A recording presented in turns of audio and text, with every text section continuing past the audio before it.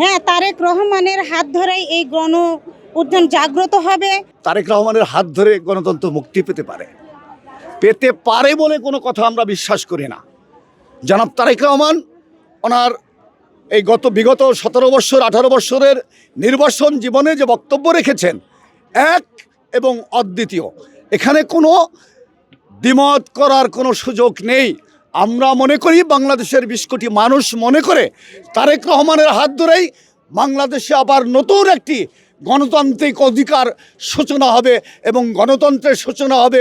বাংলাদেশ একটি সুশৃঙ্খল রাষ্ট্র হিসাবে এবং গণতান্ত্রিক নাগরিক অধিকারের মধ্য দিয়ে সুপ্রতিষ্ঠিত করে বাংলাদেশকে সামনের দিনে এগিয়ে নিয়ে যাবে।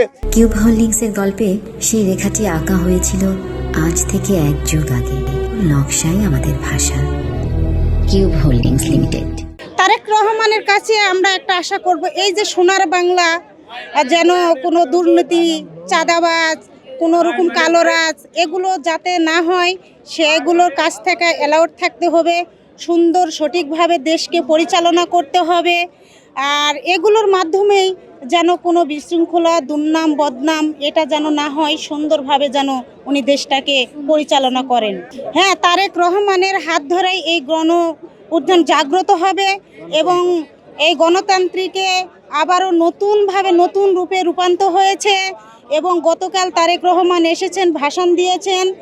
যে আমাদের তারেক রহমান মুখেই বলেন না, আর যেগুলো বিগত সরকার বলেছেন মুখে যেগুলো, সেগুলো কাজ কথায় মিলে নাই। তবে আমাদের তারেক রহমান, আমরা আশা করতে পারি যে আমাদের এই তারেক রহমান যেটা মুখে বলবেন সেটাই মানে বাস্তবে করে দেখাবেন। দেশনায়ক তারেক রহমান আমাদের মাঝে ফিরে এসেছেন, অবশ্যই তার হাত ধরেই বাংলাদেশে একটা সুষ্ঠু সুন্দর বাংলাদেশ গড়ে উঠবে।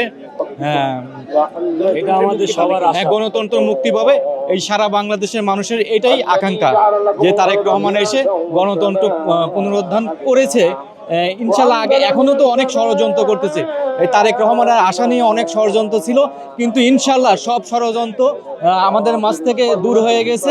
আমরা সবাই একত্রিত হয়ে এই বাংলাদেশকে একটা সুন্দর সুষ্ঠু বাংলাদেশ গড়ে তুলব।